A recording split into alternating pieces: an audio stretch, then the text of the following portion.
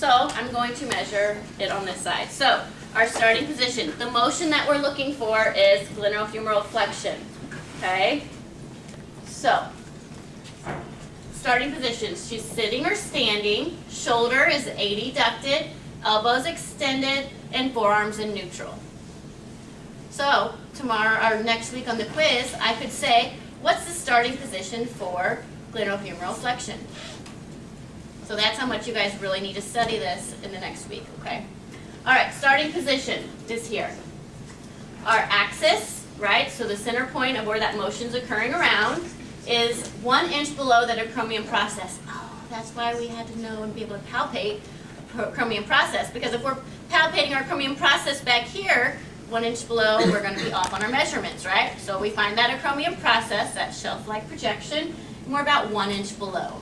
So right here is my axis point. So I'm going to place my goniometer right on that axis point. Once again, it's like you drill a hole through your axis. You don't try to keep it on 1 inch below the acromion the whole way, which you're going to do and we'll correct you, but you are 1 inch in this plane of motion, okay?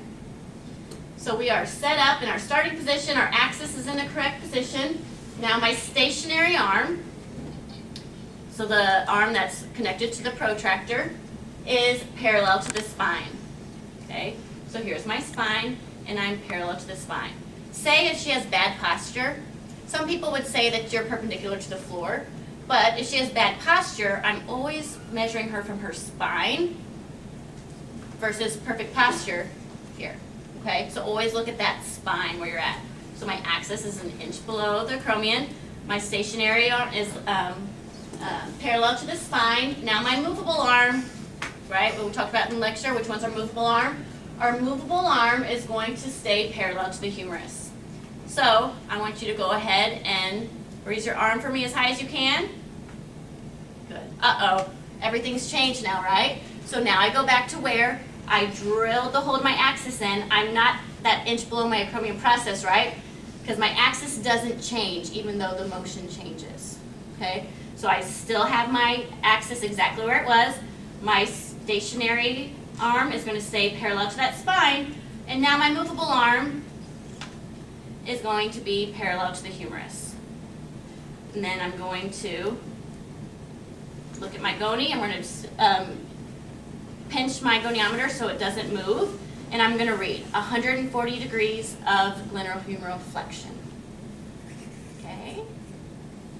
Yay, one first range of motion. Okay, so let's do it again. So, starting position, I'm going to palpate the acromion. I'm going to go 1 inch below. I'm going to get my goniometer all set up. Stationary arm is going to be parallel to the spine. Movable arms parallel to that humerus. Perfect. Now go ahead and do the motion. She's got a limitation, so she's going to stop right there, right?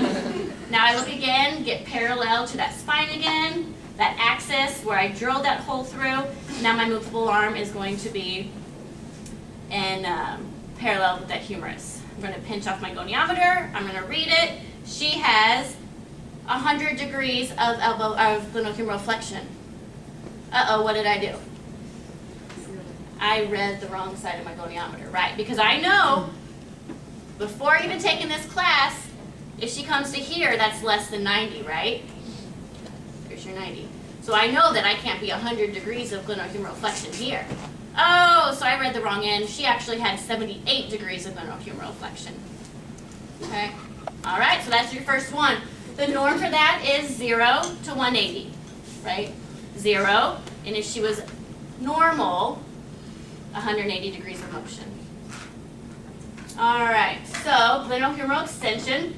So with this, if you have them seated, you can see how this becomes an issue, right? So you can either have them stand, get a chair with no back, or just have her kind of hang her arm off to the side here.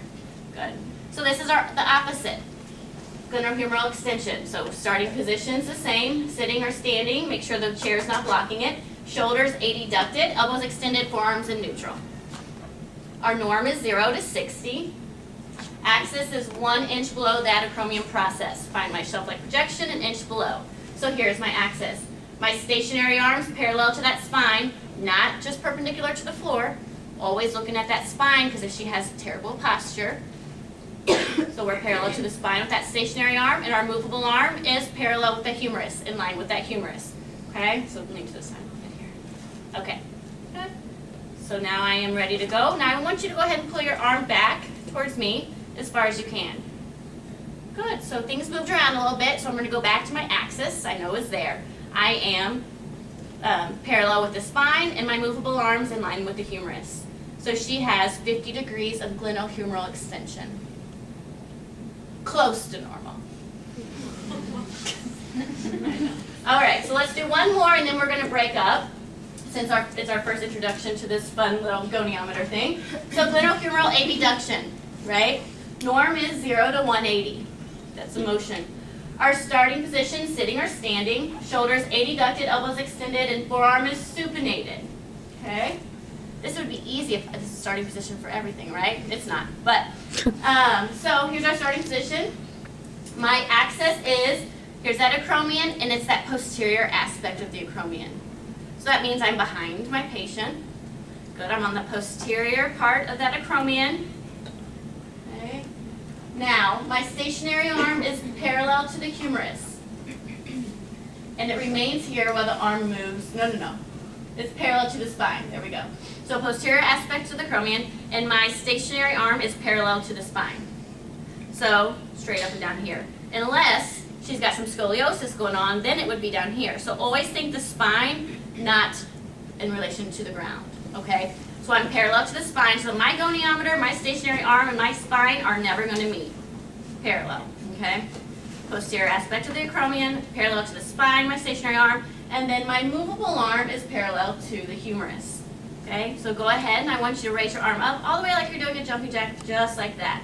Good. Something moved, so I'm going to have to find that axis again. Good. Make sure I'm still parallel to the spine, and then my movable arm is in line with that humerus. So 170 degrees of glenohumeral abduction. So let's start again. Now she's going to have an impairment. She's going to have something wrong with her shoulder, right? So she's going to have pain, so she's not going to be able to move that arm all the way. So same starting position, posterior aspect of the acromion, stationary is parallel to the spine. Now go ahead and move that arm up as high as you can. Good. She's got a lot of impairment, so she's substituting by lateral flexion. Oh, well, you can't do that. So I'm going to correct her. All right. Is that as high as you can bring that up? Okay, so I'm going to measure. So I moved my goniometer, so I got to find all those things again. Posterior aspect of the acromion, not pressing on it. Remember your planes of motion. I'm parallel to the spine, and my movable arm is in line with the humerus, parallel to the humerus. So she has 105 degrees of abduction. No, she does not. I read my goni wrong. She has 74 degrees of glenohumeral abduction. And norm is 0 to 180. All right, let's break up into the groups.